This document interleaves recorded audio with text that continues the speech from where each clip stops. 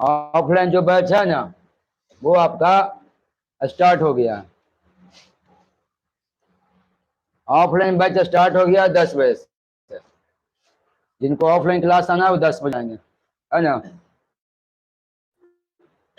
चलिए अब आगे देखिएगा।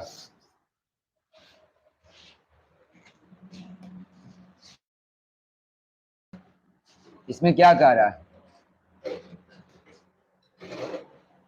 निम्नलिखित में से किस पहाड़ी पर पूर्वी घाट पश्चिमी घाट से मिलता है। मतलब कह रहा है निम्नलिखित में से कौन, निम्नलिखित में से क्या कह रहा है जो समझिएगा। हल्ला बंद और समझने का प्रयास कीजिएगा। कह रहा है निम्नलिखित में से किस पहाड़ी पर पश्चिमी घाट और पूर्वी घाट मिलती है। चंदन खड़ा होगा, इसका राइट आंसर क्या होगा। हाँ, नीलगिरी की पहाड़ी पर पश्चिमी घाट और पूर्वी घाट मिलती है, आप लोगों को भी पता होगा, है ना। अब देखिए मामला क्या है, जो देखिएगा ये आपकी साउथ इंडिया है साहब, ध्यान देगा, ये आपकी साउथ इंडिया है। ये क्या है, साउथ इंडिया है, प्रदीपीय भारत कहते हैं। और पूर्वी घाट, और उसी तरह से ये है आपकी पश्चिमी घाट। तो ये है आपकी पूर्वी घाट, पूर्वी घाट श्रेणी, और ये हो गई आपकी पश्चिमी घाट श्रेणी, ये हो गई आपकी पश्चिमी घाट श्रेणी, घाट श्रेणी। और यहीं पे नीचे में एक पहाड़ी है जिसका नाम है नीलगिरी की पहाड़ी। इसका नाम क्या है, हाँ इसका नाम है नीलगिरी की पहाड़ी, नीलगिरी की पहाड़ी, नीलगिरी की पहाड़ी ना है, नीलगिरी की पहाड़ी। अब ये नीलगिरी की जो पहाड़ी है वो पश्चिमी घाट पूर्वी घाट को जोड़ती है। यही क्वेश्चन था, तो कहीं पूछा जाए कौन सी ऐसी पहाड़ी है जो पश्चिमी घाट और पूर्वी घाट को जोड़ती है, तो वह है नीलगिरी की पहाड़ी। नीलगिरी की पहाड़ी 3 राज्यों की सीमा को टच करती है। ये 3 राज्यों में फैली हुई है। एक आपका हो गया केरल, दूसरा कर्नाटक और तीसरा तमिलनाडु।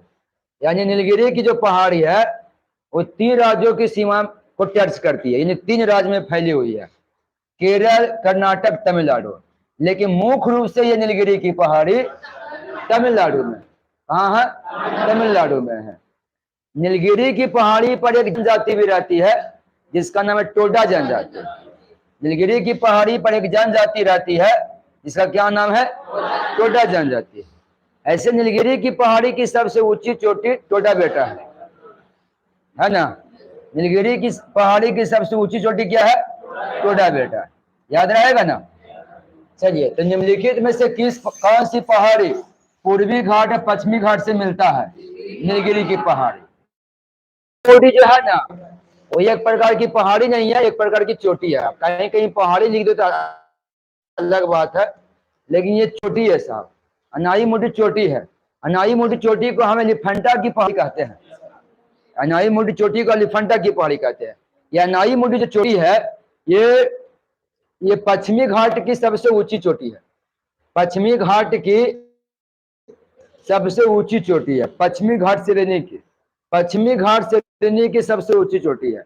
ये दक्षिण भारत की सबसे ऊंची चोटी है, दक्षिण भारत की सबसे ऊंची चोटी है। बहुत इंपॉर्टेंट क्वेश्चन है साहब, कभी पूछा जाए दक्षिण भारत की सबसे ऊंची चोटी कौन है, अनाई मोटी है। दक्षिण भारत की सबसे ऊंची चोटी, तो दक्षिण भारत को प्रदीपीय भारत भी तो कहते हैं ना, तो प्रदीपीय भारत की सबसे ऊंची चोटी अनाई मोटी। ताल से तो खाली हाथ हटा लीजिए बस, उसमें सटना नहीं है।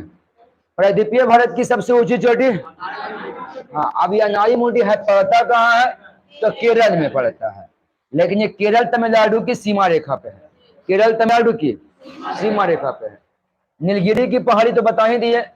शिवराय की पहाड़ी जो है ना वो तमिलनाडु में है साहब, कहाँ पड़ता है, तमिलनाडु में। क्लियर, अब आगे देखिएगा, जो लाइव में है वो भी क्लियर है ना जी, वीडियो फट रहेगा है ना, ठीक है ना। उससे कोई दिक्कत नहीं, टोडा बेल्टा बोलते हैं। उसी में थोड़ा सा लिखने में इधर उधर कर दे, ताकि साउथ इंडिया का नाम है ना, वाले उतना समझिएगा। देखिएगा आगे, ए भाई ध्यान दो, करा भारत में सबसे अधिक लीची का उत्पादन किस राज्य में होता है? भारत में सबसे अधिक लीची का उत्पादन बिहार में होता है। अगर लीची देखिएगा ना, दुनिया में सबसे अधिक लीची का उत्पादन चीन में होता है साहब। दुनिया में सबसे अधिक लीची का उत्पादन चीन में होता है, और चीन के बाद दुनिया में सबसे अधिक लीची का उत्पादन भारत में होता है। लेकिन हमें से पूछा है कि भारत में सबसे अधिक लीची का उत्पादन कहाँ होता है? बिहार में। और वो बिहार का जिला है मुजफ्फरपुर। बिहार का कौन जिला है? मुजफ्फरपुर। और ये मुजफ्फरपुर वही जिला है जब महात्मा गांधी चंपारण जा रहे थे तो रात्रि में विश्राम मुजफ्फरपुर में ही किए थे। तो मुजफ्फरपुर जिला जो है वो शाही लीची के नाम से फेमस है। हाँ, शाही लीची। मुजफ्फरपुर जो जिला है वो शाही लीची के लिए जाना जाता है। ऐसे भी हम लोग जनरली जानते हैं कि मुजफ्फरपुर लीची के लिए जाना जाता है। आ जा का आता है बढ़िया से, 15 दिन नहीं बिकता है, खत्म हो जाता है ना जी। 15 दिन से बिकता है। अरे आम देखिए, फलों की राजा, और लीची भी रानी है। हाँ जान लीजिए, फलों का राजा है आम, फलों की रानी है लीची। राजा में तो कोई दिक्कत नहीं है, राजा आया साहब देखिए अभी तक है। ये रानी जो है ना, रानी घर से बाहर नहीं निकल रही है। हाँ वही तो। हाँ, लड़की हो रही कि ऐसे भी औरत कम निकलती घर से। 15 दिन के लिए आई फिर चली गई है ना। अरे राजा देखो शासन कर रहा है, अब बिना बरसात आयु भागेगा नहीं राजा, बता देते हैं। और उसके बाद भी लोग राजा सूब के भगा देते हैं बेचारा को। लास्ट में कोई खरीद भी नहीं करता है आम को, चल जाता है लास्ट में। वो भी जाता कहाँ, अचार बनता है लास्ट में। न बनता है जी। फलों का राजा आम, फलों की रानी। ऐसे दुनिया में सबसे अधिक आम होता है भारत में। भारत पाकिस्तान का राष्ट्रीय फल आम ही है ना। इसका वैज्ञानिक नाम है मैंगोफेरा इंडिका, मैंगोफेरा इंडिका, है ना। अब ध्यान दो आगे, अब ध्यान दो, इधर ध्यान दो ना, इधर ध्यान दो ना।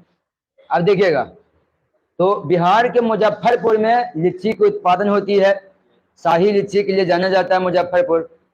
एक और है कि जब हम महात्मा गांधी के बारे में पढ़ते हैं तो बताया जाता है कि महात्मा गांधी जब पटना से चंपारण जा रहे थे तो रात्रि में मुजफ्फरपुर में ही विश्राम किए थे, है ना। ये भी क्वेश्चन पूछेगा आपसे। बात करते पश्चिम बंगाल, तो पश्चिम बंगाल जो है ना वो चावल के उत्पादन में प्रथम स्थान रखता है ना। चावल के उत्पादन में प्रथम स्थान किसका है? पश्चिम बंगाल का। और बात किया जाए उत्तराखंड, देखिए उत्तराखंड जो है साहब पर्वतीय क्षेत्र है, हाँ पर्यटक क्षेत्र है। यहाँ पे आपको पहाड़ मिलेगा, झील मिलेगा, है ना। हाँ बहुत तरह तरह के मिलेंगे। और ये जो गंगा नदी में जो बोलते हैं भागीरथी अलकनंदा का जो संगम होता है, भागीरथी और अलकनंदा, भागीरथी अलकनंदा का जो संगम होता है देवप्रयाग में। देवप्रयाग कहाँ है? उत्तराखंड में है।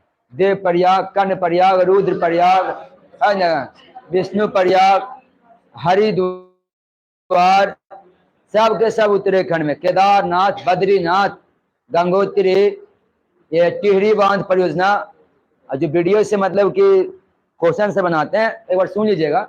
ऐसे ढेर जी के बोल दिए, समझ ना, लिखिएगा कॉपी में नहीं, वैसे सुनने के लिए बोल दिए, बच्चा भी परेशान हो जाएगा। ये इस पॉइंट को है ना, फिर से उत्तराखंड के बारे में रिपीट कर रहे हैं, गौर से सुनिए। उत्तराखंड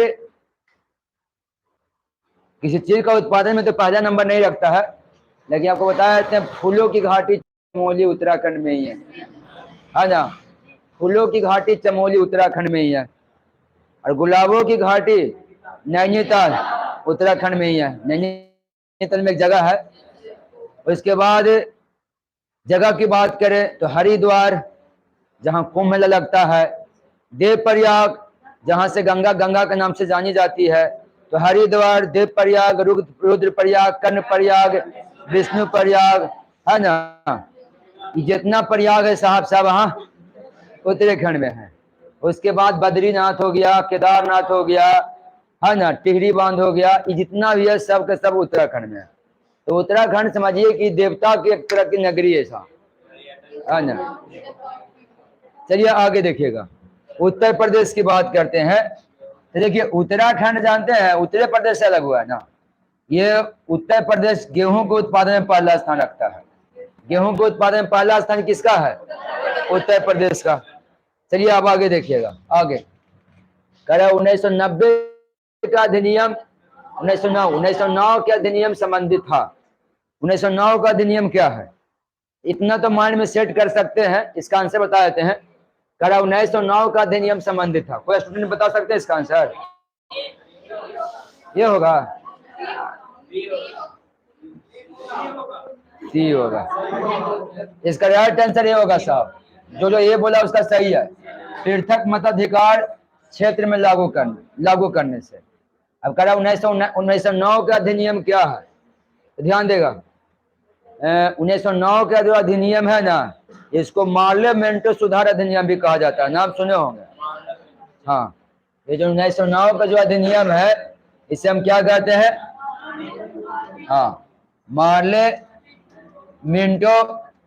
सुधार अधिनियम। सुधार अधिनियम इसको कहा जाता है मार्लेमेंटो सुधार अधिनियम। बताया जाता है कि मार्ले जो है ना, उसका पूरा नाम है लॉर्ड मार्लो, लॉर्ड मार्ले। ये भारतीय सचिव है, ये भारतीय सचिव था। और मिंटो जो है जिसका नाम है लॉर्ड मिंटो, ये भारत के वायसराय हैं। तो भारत के सचिव लॉर्ड मार्ले और भारत के वायसराय लॉर्ड मिंटो ने एक अधिनियम लेके आया था 1909 ईस्वी में। इसी अधिनियम को कहा जाता है मार्लेमेंटो अधिनियम, मार्लेमेंटो अधिनियम। अब इस मार्लेमेंटो अधिनियम में हुआ क्या, ध्यान दो, इस मार्लेमेंटो अधिनियम में हुआ क्या? तो फिर से एक बार बोल देते हैं हम, ध्यान देगा। हमारा देश अंग्रेज का गुलाम है। अंग्रेज हमारे यहाँ तरह तरह के कानून बनाते हैं। अंग्रेज ने 1909 में एक कानून लेके आए जिसका नाम रखा गया मार्लेमेंटो अधिनियम। हाँ, मार्लेमेंटो सुधार अधिनियम। मार्लेमेंटो इसका नाम इसीलिए रखा गया क्योंकि उसमें भारत के सचिव लॉर्ड मार्ले था और भारत के वायसराय लॉर्ड मिंटो था। अब इसमें किया गया, इसमें यह किया गया कि अंग्रेज को अच्छी तरह से पता था कि हिंदू और मुस्लिम मिलकर हमसे लड़ रहा है। एक अंग्रेजी वायसराय है जिसका नाम है लॉर्ड कर्जन। क्या नाम था? Lord Curzon. एक अंग्रेजी वायसराय साहब जिसका नाम है लॉर्ड कर्जन। इन्होंने फूट डालो, ध्यान देगा, दो गो नीति बहुत फेमस की नीति, एक फूट डालो शासन करो की नीति, है ना। हड़प की नीति लेकर आया था लॉर्ड डलहौजी और फूट डालो शासन करो की नीति लेकर आया लॉर्ड कर्जन। इसको मिटा दे। हाँ, क्या बोल रहा है? अच्छा, इसका इसमें से है। तो ये आया था आपका फूट डालो शासन करो की नीति ना। भारत में पहली बार रेलगाड़ी चली 16 अप्रैल 1853 ईस्वी। हाँ, तो ये नीति था, नीति का कोई स्पेशल नहीं होता है। अब वो जितना दिन तक वायसराय रहा तो उतना दिन तक अपने नीति को फॉलो करवाया। तो ऐसी परिस्थिति में आपको मानना पड़ेगा, उसके देखना पड़ेगा उसके शासन का।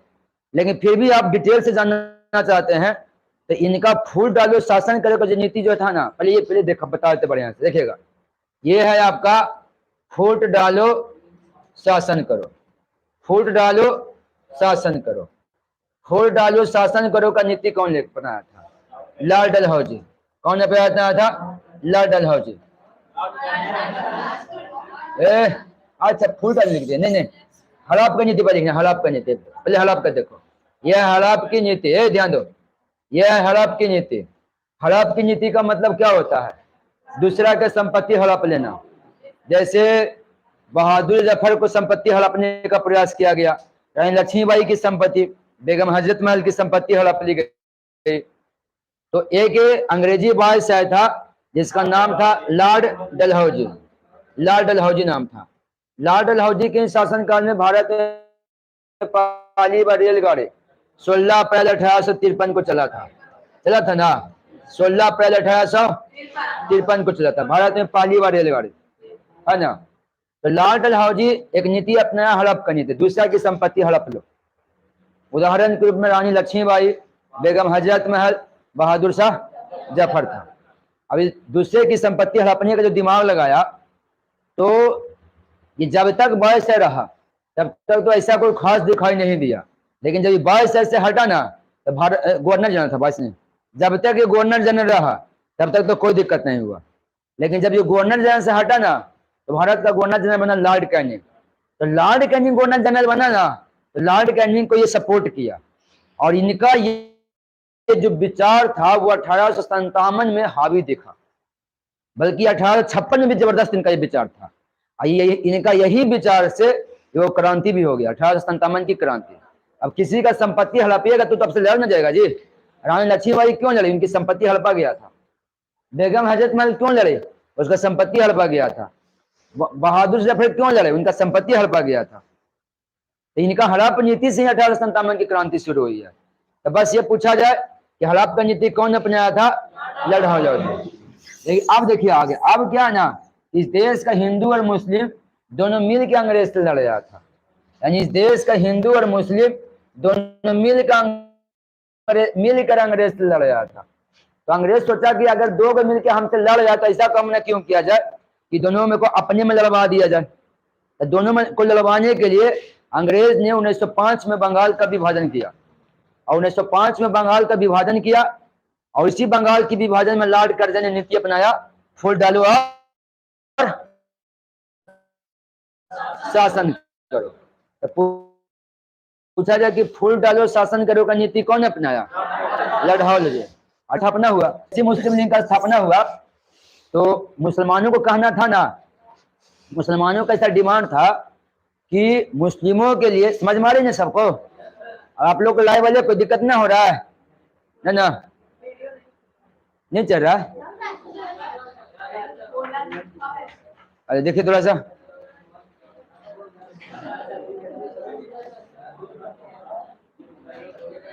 अरे इतना बढ़िया चल रहा है, उनका वाला में नेट नहीं होगा जी, क्लियर नहीं चल रहा है वीडियो।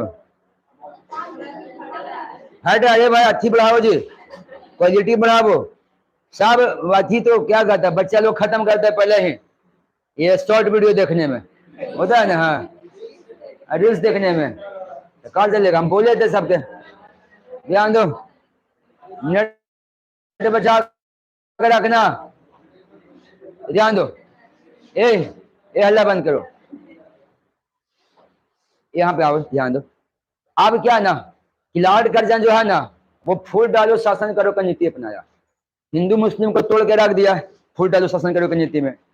जब मुस्लिमों को तोड़ दिया, अलग कर दिया, तो मुस्लिम लोग का डिमांड था कि हमें सेफ किया जाए, मेरा अलग निर्वाचन मंडल हो। तो ऐसी परिस्थिति में 1909 का अधिनियम के तहत मुस्लिमों के लिए पृथक निर्वाचन का शुरुआत किया गया।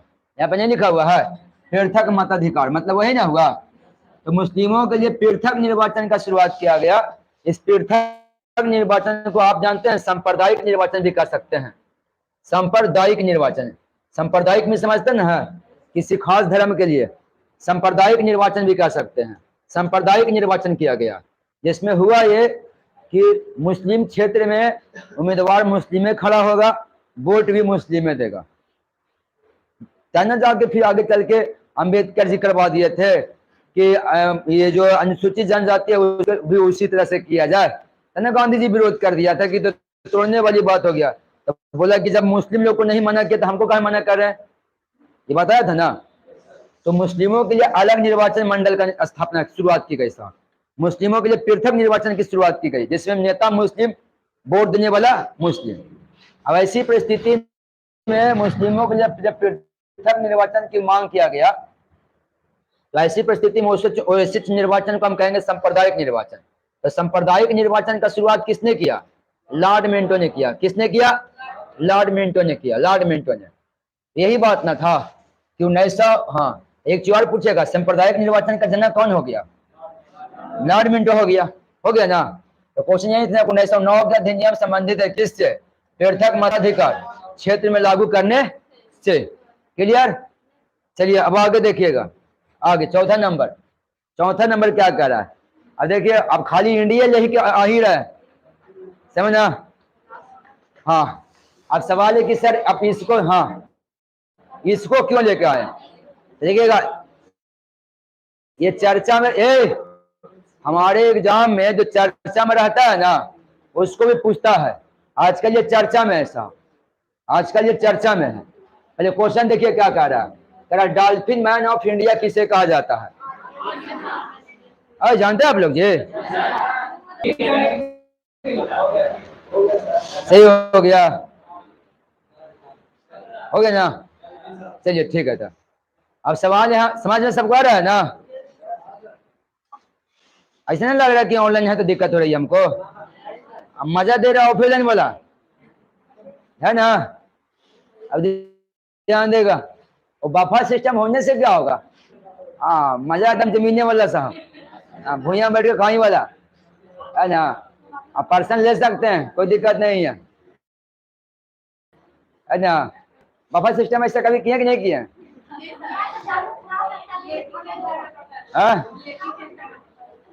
बढ़िया ना जी, सीधे लड़की बोले कि दोबारा खाना है, अब आधा पेट खा लिए।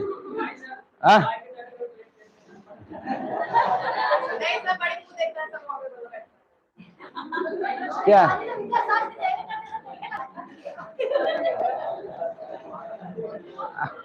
अब देखा, बात यहाँ भी है, जमाना बदल रही है साहब, है ना। पहले लोग जमीन पे बैठ के खाता था ना, अब सब अब बफर सिस्टम है।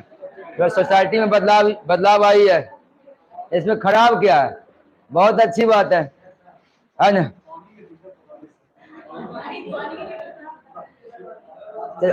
फोल्ड सब चीज में, उसमें फोल्ड नहीं है, उसमें पत्तल खराब दे देता है, देता है ना जी, पत्थर खराब देता है। कभी कभी स्पीड में मिठाई वाला बांट जाता है, फिर घुराए पड़ जाए है। इधर पहले हमको मिठाई नहीं दिया, नहीं पता। अब वह स्पीड में बढ़ गया कि हमसे जलन है, वो भी हो सकता है। इसमें कोई दिक्कत नहीं, जब तक नहीं देगा तब तक बारे में नहीं करेंगे। अगर इसे प्लेट लेके खड़ा हो गया, वो सोच लिया है, इसमें भी होता है, इसमें भी कभी कभी देखिएगा मिठाई वाला आदमी रहेगा ना, जैसे देखा ना तो मुड़ी इधर कर लिया, तो हम भी कहाँ सुधरे हुए कह रहा है। जब तक तू नहीं देगा हटेंगे थोड़े, जब बंद करके भागो तू, फिलहाल में देवे करता है, देखिएगा। अब क्या ना आपको, अब सवाल है सर ऐसा क्वेश्चन लाने का मकसद क्या है ना। ये आज की न्यूज आपको बता रहे हैं, आज की न्यूज बता रहे हैं। बताया जाता है कि भारत का जो राष्ट्रीय जलीय जीव जो है ना, भारत का राष्ट्रीय जलीय जीव है, यानी राष्ट्रीय, हाँ भारत का राष्ट्रीय जलीय जीव जो है वो डॉल्फिन है, लेकिन गंगा वाला डॉल्फिन है, गंगा वाला डॉल्फिन है। तो भारत का ये हल्ला, भारत का राष्ट्रीय जलीय जीव गंगा का डॉल्फिन है, लेकिन आज गंगा नदी में डॉल्फिन दिखाई नहीं देता है। पहले दिखाई देता था, लेकिन अब दिखाई नहीं देता है। तो सुनो, तो डॉल्फिन मैन ऑफ इंडिया के नाम से फेमस आर.के. सिन्हा से जब पूछा गया कि गंगा में डॉल्फिन क्यों खत्म हो गई, आर.के. सिन्हा ने कहा कि जब अब जंगल ही नहीं रहेगा तो जानवर कैसे रहेगा, जब आवास ही नहीं रहेगा तो आदमी कैसे रहेगा, तो जब गंगा ही नहीं रहेगा तो डॉल्फिन कैसे रहेगा। डॉल्फिन खत्म नहीं हुई है, गंगा खत्म हुई है। जो गंगा पहले वाली थी वो गंगा अब है नहीं, तो गंगा रहेगा तो ना डॉल्फिन रहेगा। तो चलिए डॉल्फिन मैन ऑफ इंडिया कौन हो गया। ऐसे देखिए डॉक्टर राजेंद्र सिंह को वाटर मैन ऑफ इंडिया कहते हैं, कैलाश श्रृंखला को टाइगर मैन ऑफ इंडिया, है ना। तो बताइए dolphin man of India, water man of India और टाइगर मैन ऑफ इंडिया, एगो और था फॉरेस्ट के था ना, फॉरेस्ट मैन ऑफ इंडिया।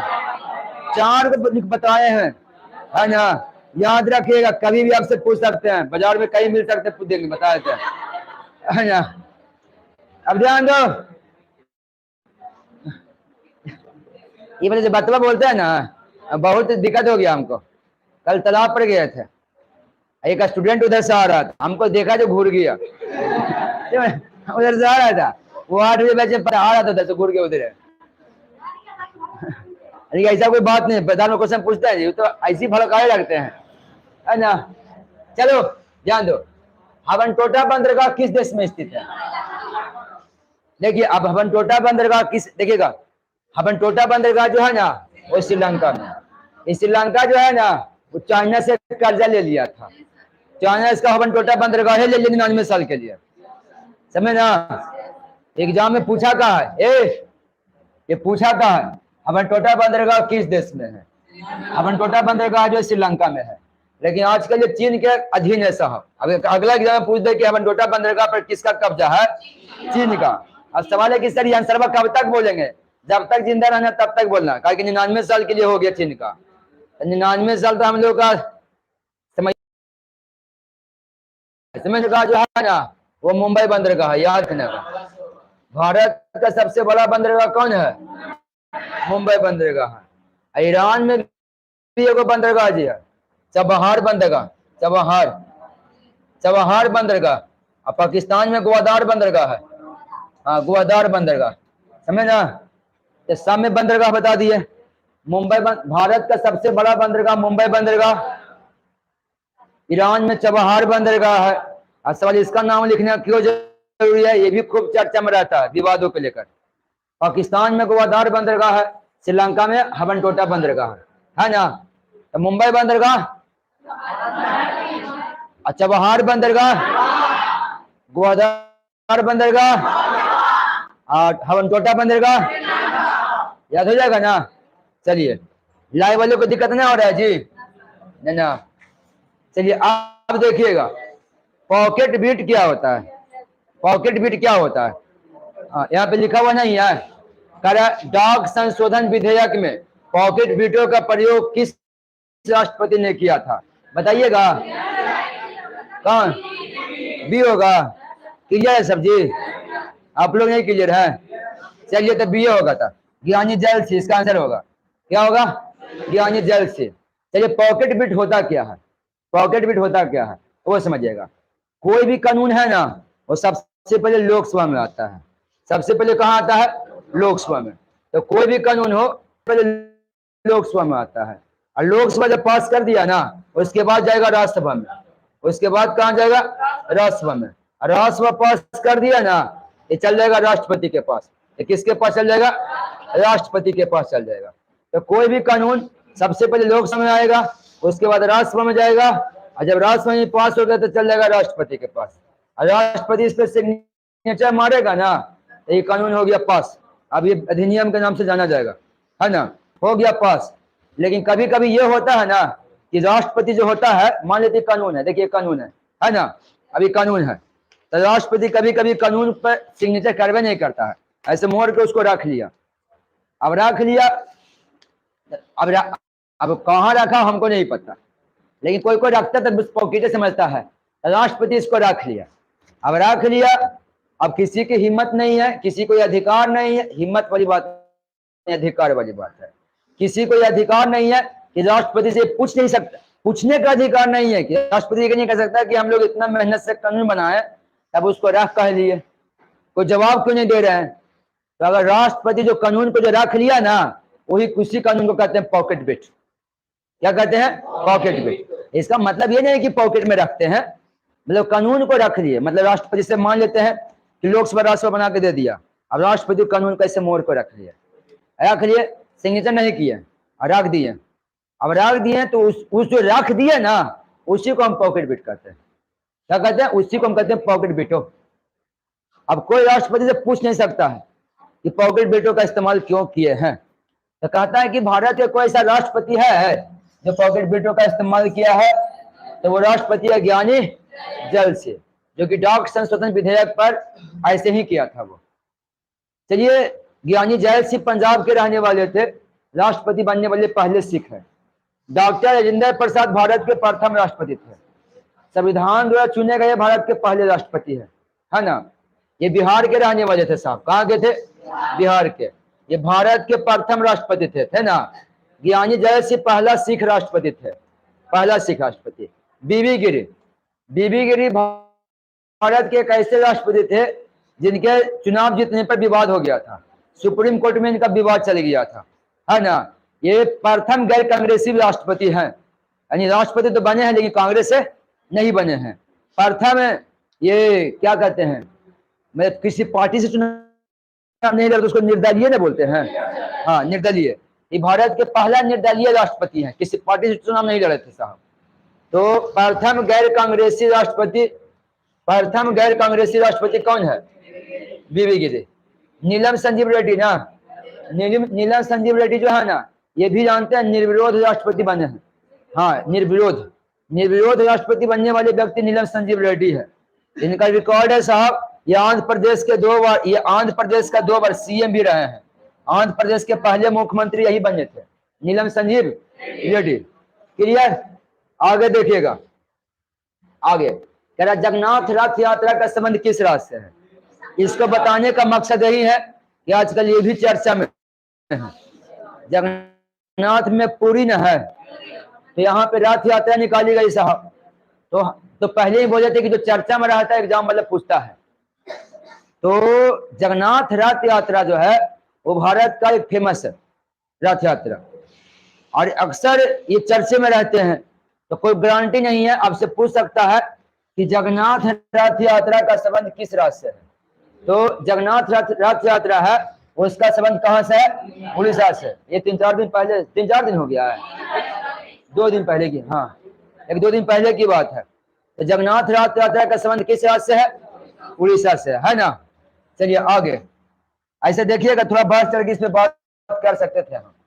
ऐसे उड़ीसा के बारे में यही बोल सकते हैं कि उड़ीसा में चिल्का झील है ना, उड़ीसा में ही चिल्का झील है। और उड़ीसा तट जो है ना, उड़ीसा तट को हम उत्तरी सरकार तट कहते हैं। क्या कहते हैं? उत्तरी सरकार तट कहते हैं। और तमिलनाडु की बात करें ना, तो तमिलनाडु में चेन्नई बंदरगाह है। तमिलनाडु में क्या है? चेन्नई। अब मदुरई तमिलनाडु में ना है, मदुरई जिसको त्योहारों का नगर कहते हैं, हाँ त्योहारों का नगर मदुरई यही ना है।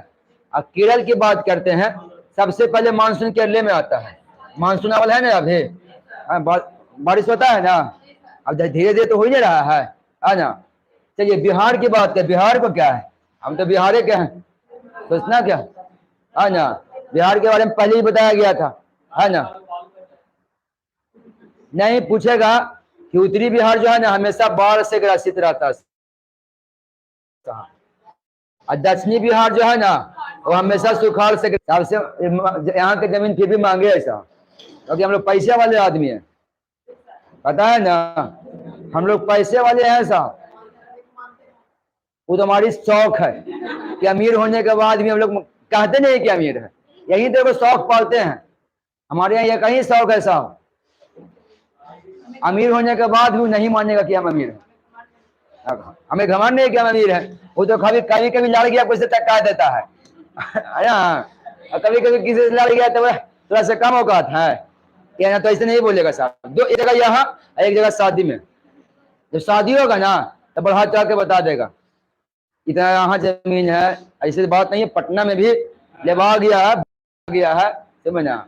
अभी प्लानिंग हो रही है राजगीर की, उसमें बता देगा उसके पीछे दहेज है ना, अब ध्यान देगा उसके पीछे दहेज है। अगर सरकार गरीबी रेखा में नाम जोड़े लगे ना गरीबी में तो भैंस का साग भाई बकरी खा जाओगे दूंगा मैं बस फूस वाला घर है को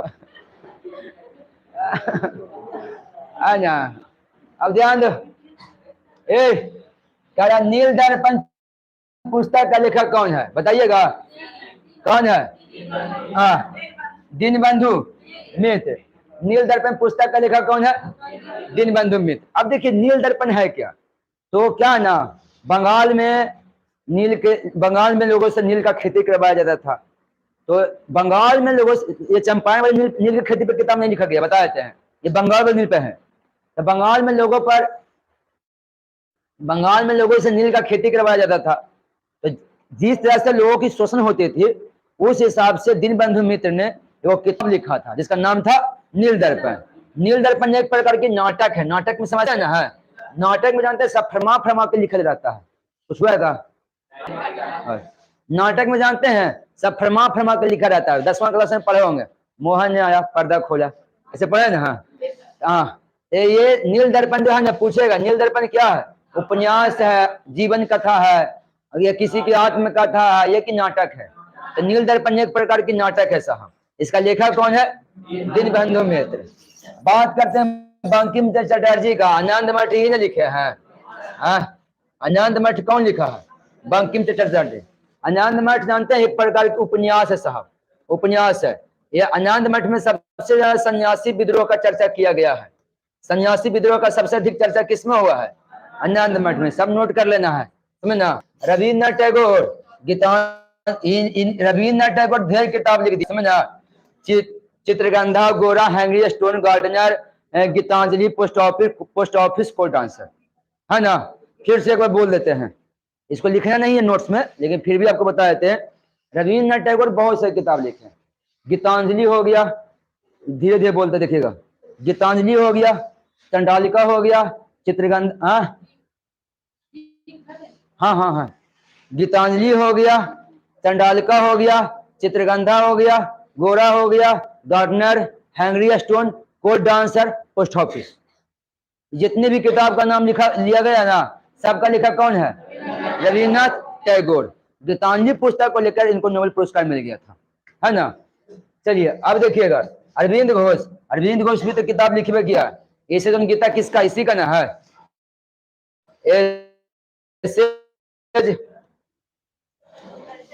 हाँ, ऐसे जॉन गीता जी, लाइफ डिवाइन भी इसी का है। ऐसे जॉन गीता हो गया, लाइफ डिवाइन हो गया, लाइफ डिवाइन हो गया, डिवाइन हो गया, ये सब जितना पुस्तक है ये सब कौन लिखा है, अरविंद घोष। अरविंद घोष एक ऐसे व्यक्ति है साहब, अपने अंत समय में सन्यासी बन गए थे। ये थे क्रांतिकारी, लेकिन क्रांतिकारी से सन्यासी कौन बना था, अरविंद घोष, है ना। ये गरम दल के नेता में शामिल थे जी, है ना। अब आगे 9वां नंबर, 9वां नंबर क्या है ना, हाल ही में जहाज दुर्घटना के कारण सुएज नहर चर्चा में रही। यह नहर किसको जोड़ती है, ये भी एक प्रकार की करंट अफेयर, ये भी चर्चित चीज है। 10 क्वेश्चन में 3 क्वेश्चन आपको चर्चित लाए थे हम उठा के।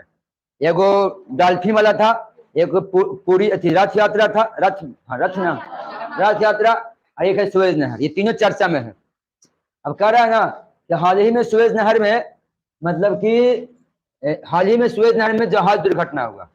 अब जो जहाज दुर्घटना हुआ तो सुएज नहर चर्चा में आ गया ना। तो हाल ही में जहाज दुर्घटना के कारण सुएज नहर चर्चा में रही। यह नहर किसको जोड़ती है, कौन होगा, इसका आंसर है भूमध्य सागर और लाल सागर।